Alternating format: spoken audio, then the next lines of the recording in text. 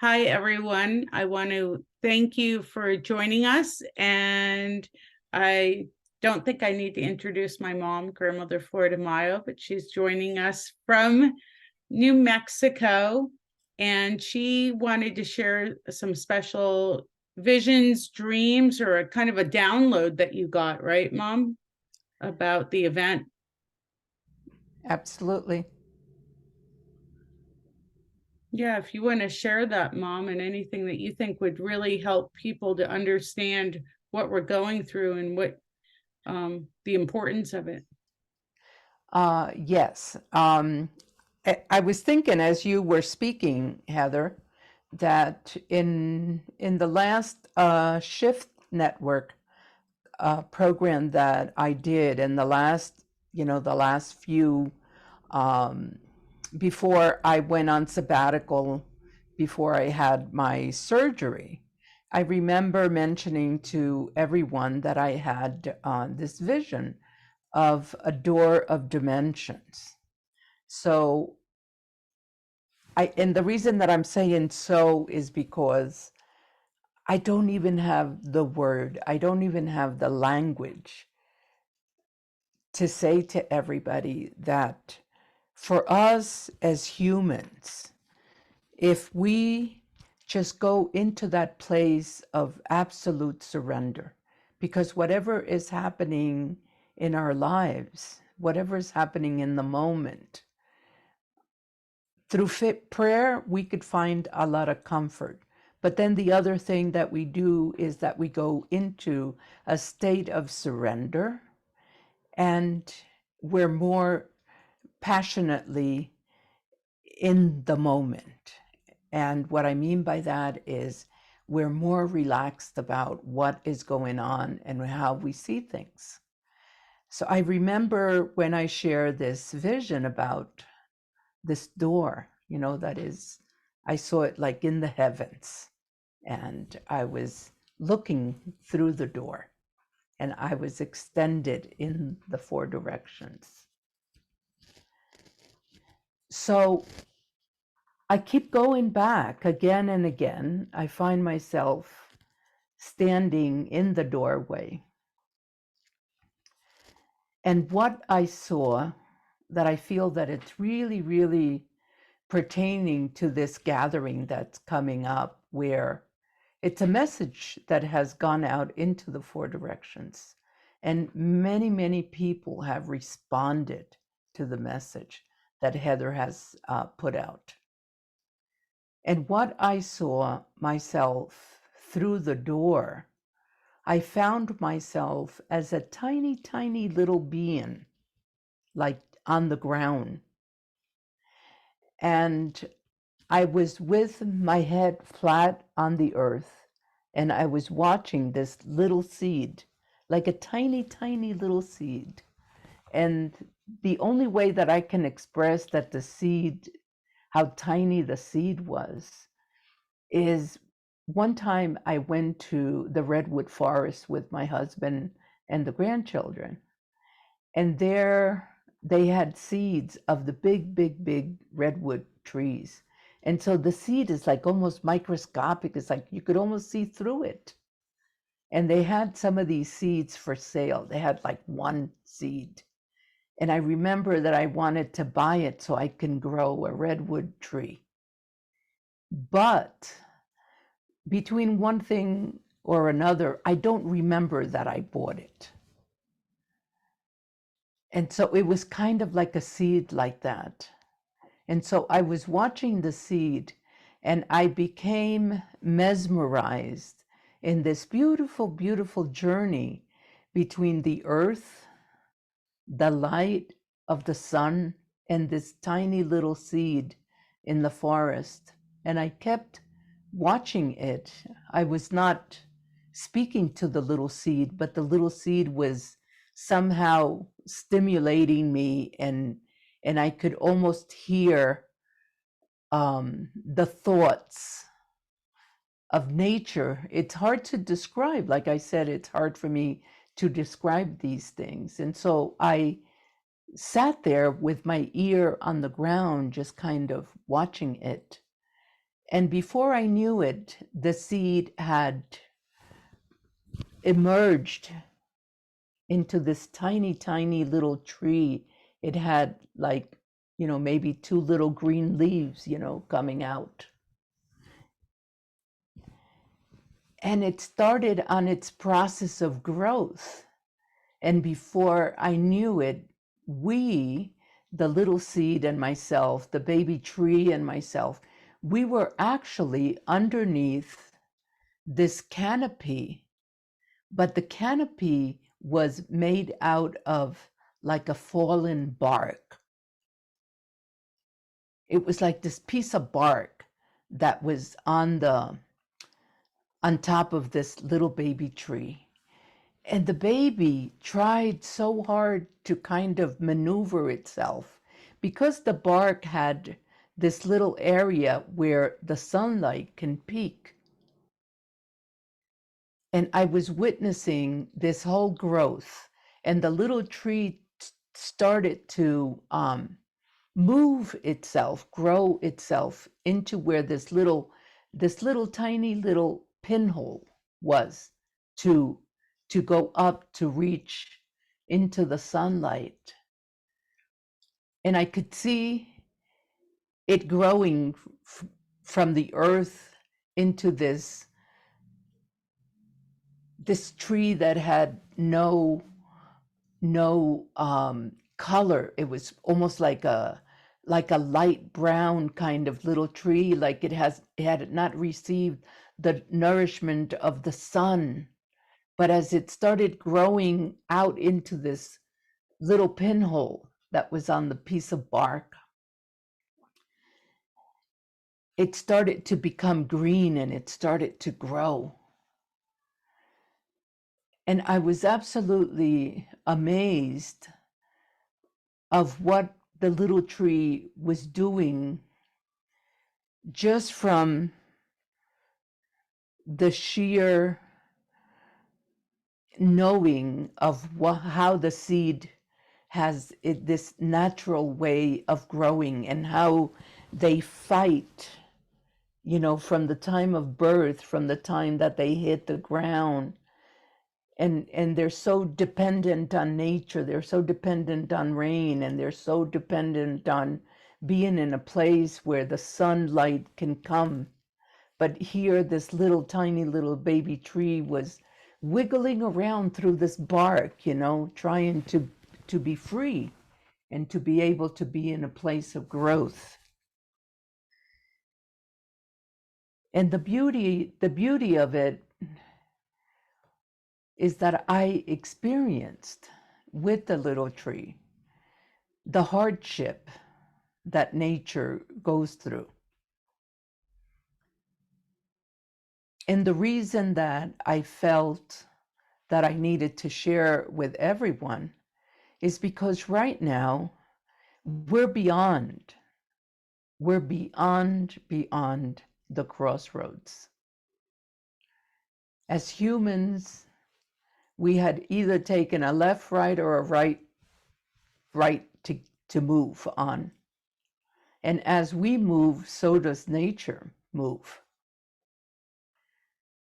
And so for me, it's very encouraging to see what I saw and to share with you that we have an obligation to nature and to all living things. Because if we do not take care of them in this time of crisis, we're all in this state of crisis right now. If we don't do like the slightest little thing to help, things are going to grow without that nourishment, without the nourishment of the sun, without the nourishment of the rain. And certainly they need the nourishment and the help of the humans. Because I remember after a little while, I remember taking the bark away from the little tree. So only like half of it was like green, and the other half that was like under this bark did not have that the color that the plants develop when they have the sunlight. So I wanted to share that with everyone.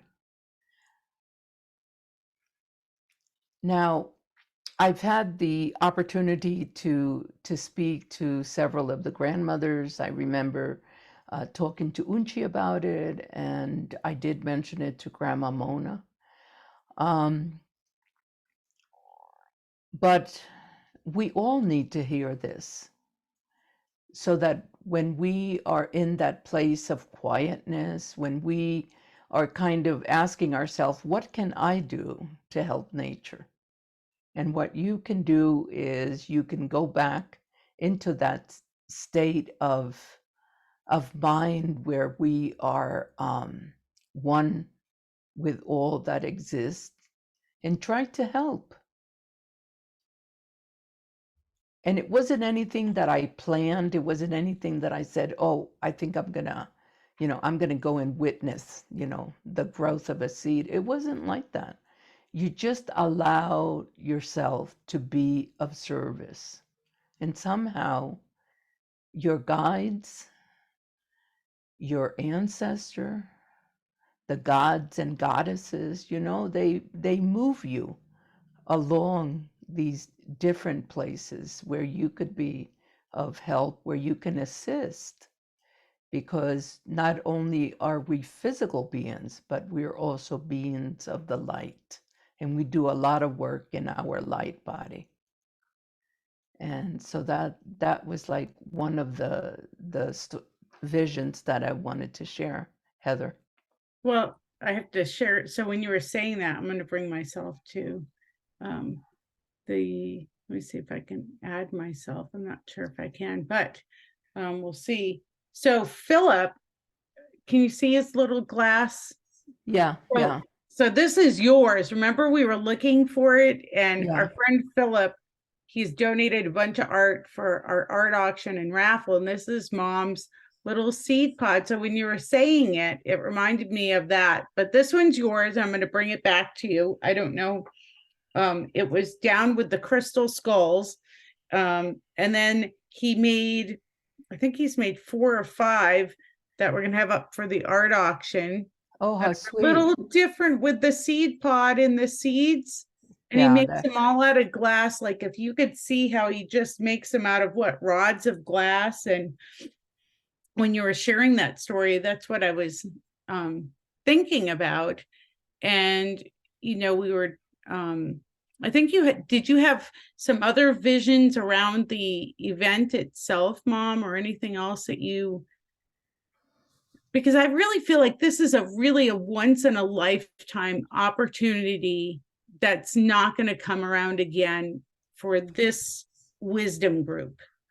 Well, it's all gatherings are important, but this one in particular, what I was thinking about and have been thinking about is how I have been in a place of sabbatical, just kind of taking care of myself after surgery. And I had kind of rested upon you and giving you the responsibility to put this gathering together, because it's something that was kind of growing and wanting to become, but we just did not know when to do it. And it just so happened that it fell in this period of time that I am taking care of myself. And you're right, every moment is absolutely precious. And we don't know, we don't know. Everything is a mystery. The future is a mystery.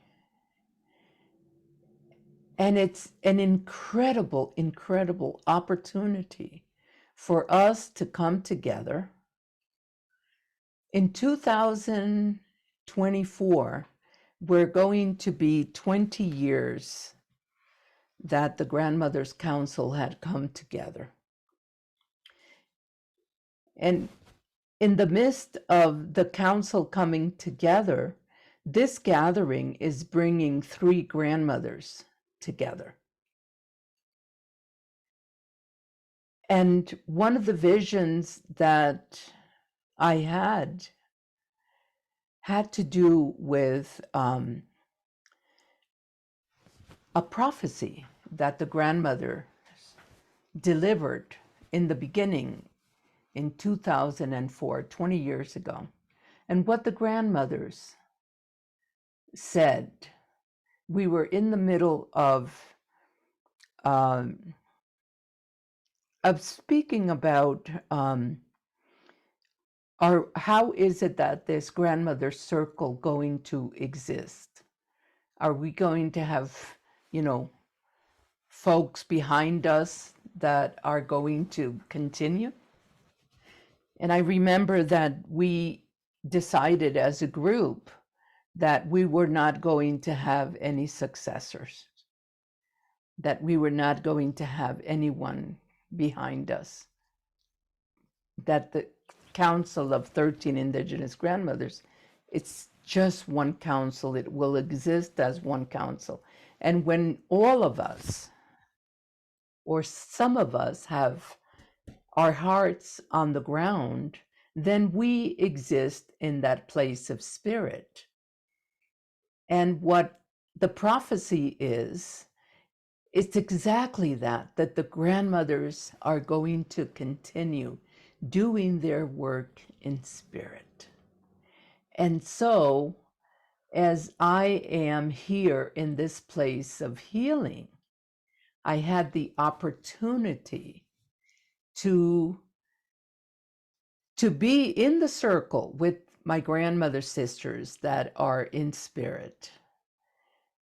And grandmother B, Grandma Rita B from Alaska,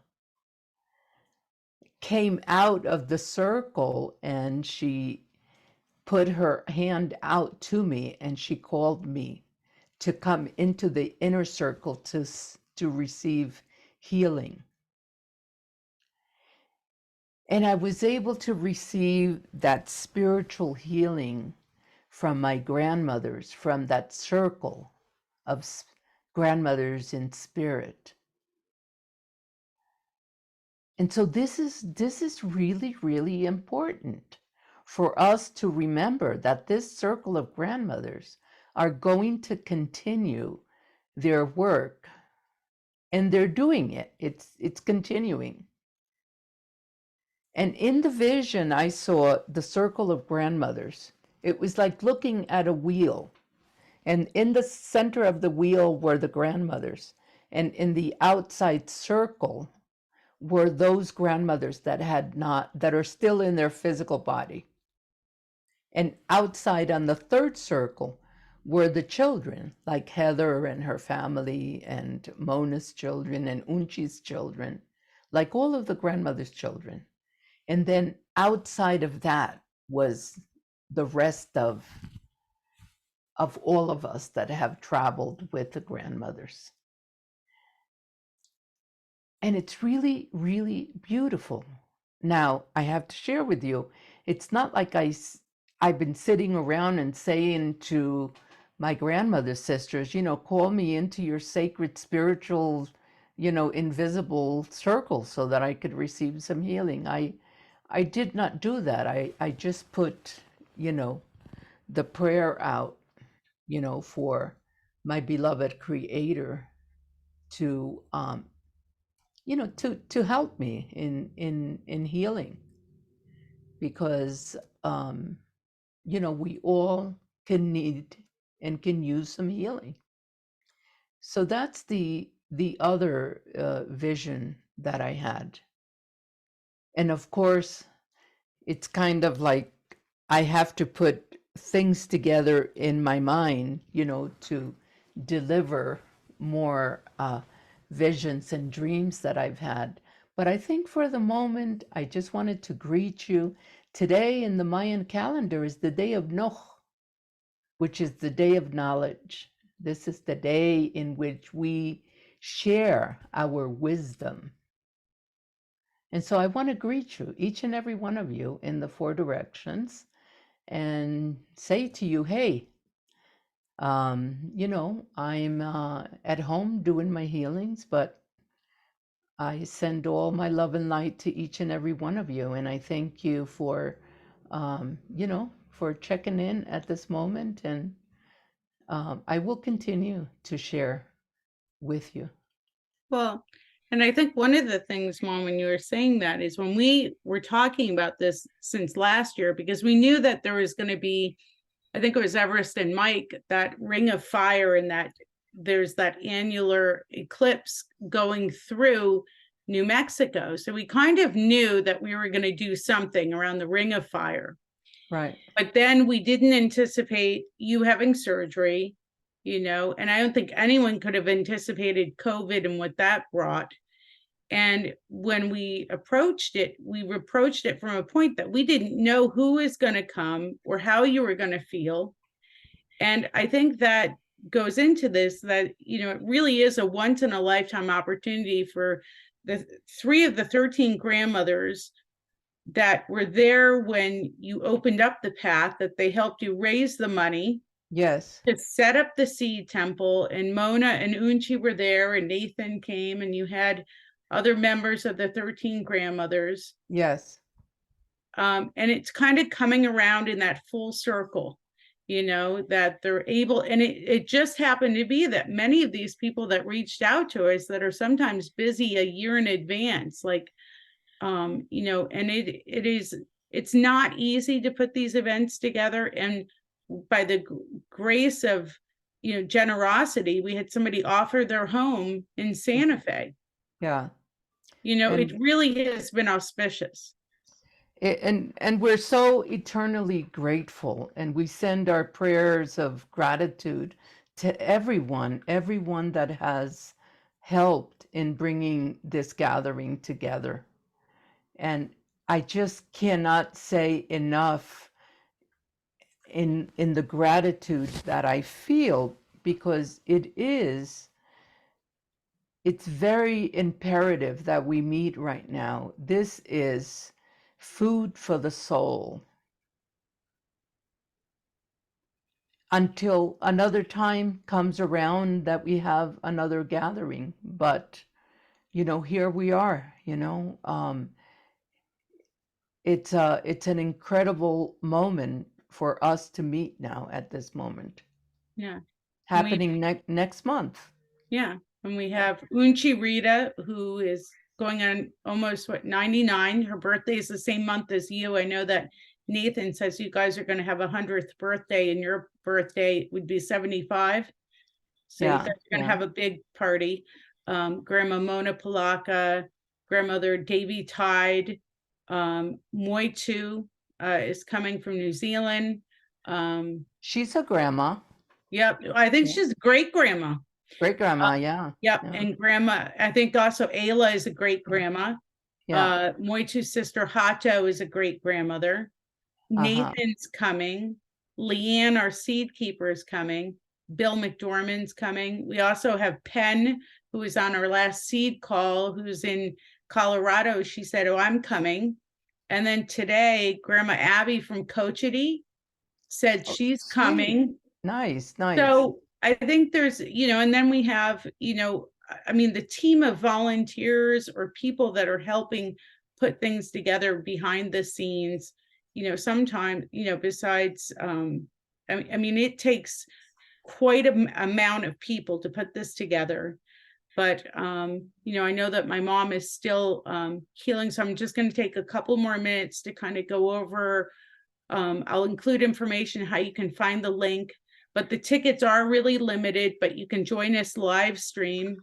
And, one of the things I think about, Mom, was that quote that you said, that humanity is at a crossroads. We can only go one way, as one can't go in two directions at the same time. We don't know what we need to do as a human species. There's only one place to go, and that's into the light as one tribe. And I think that always resonates with me, that, whether you're joining us virtually or you're able to make the trip, that you're really going to be part of the puzzle and the prayers that go into the four directions. Absolutely. Absolutely.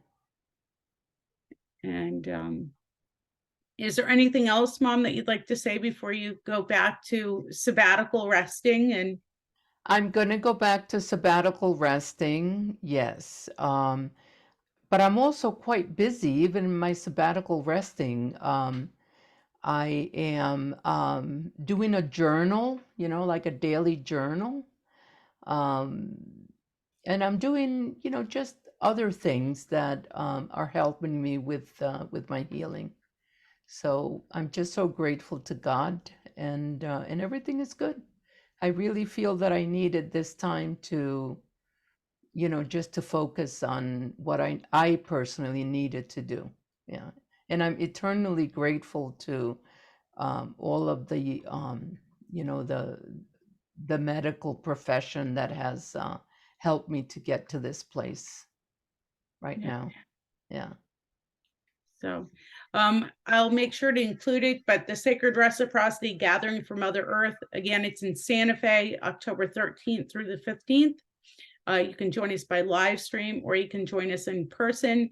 There is just a small amount of tickets available because we are at somebody's private residence.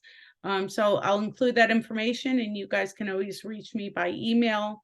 And Mom, I'm so appreciative that you're here. And you look beautiful, and I'll see you at the end of the month in New Mexico. And we're so appreciative to all the elders and wisdom keepers and seed keepers that have reached out, really offering to come help, because I think a lot of people understood the damage that happened at the path, the Yes. importance of the seed temple, and that collectively we need to do this together. And I think it's also, bringing some importance and awareness that we need to honor the wisdom keepers and our elders. And, we still have that intention of getting a used vehicle for Unchi Rita. Absolutely. And most of all, Heather, I just want to thank you for all of the incredible work that you've been doing. So thank you so, so very much to you and your family, your husband, Caleb, and the whole family. Yeah. Well, I think it's a collective team. We got Everest, and it's everyone, Yeah. and I'm happy to do it and be of service. And I think it's going to be beautiful. hmm And And we we hope. have a new member in the family, Luna. Oh, little Luna, yes. And Kaya's coming to Uh-huh. New Mexico. And it's really sweet because, speaking of family, Kaya's coming. She's the president of the path. That's grandmother Flordemayo, my oldest daughter, your oldest granddaughter. Yeah. We also have my husband's coming. We have so many beautiful people that have offered to come and drive and volunteer hmm and help out. So Sweet. Do you have a little picture of little Luna, our four-legged little baby that yeah, let me get a picture. I Kaya's think, Kaya's little baby girl?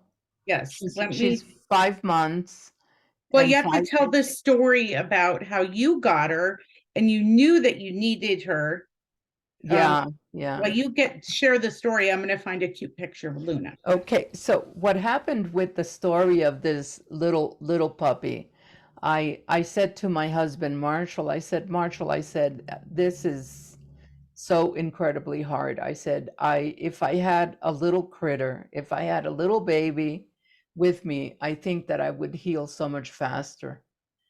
And so he said to me, what kind of little critter are you thinking about? I said to him, I'd love to have a puppy. So anyway, probably no more than 10, 15 minutes, there was a little puppy that was up for adoption.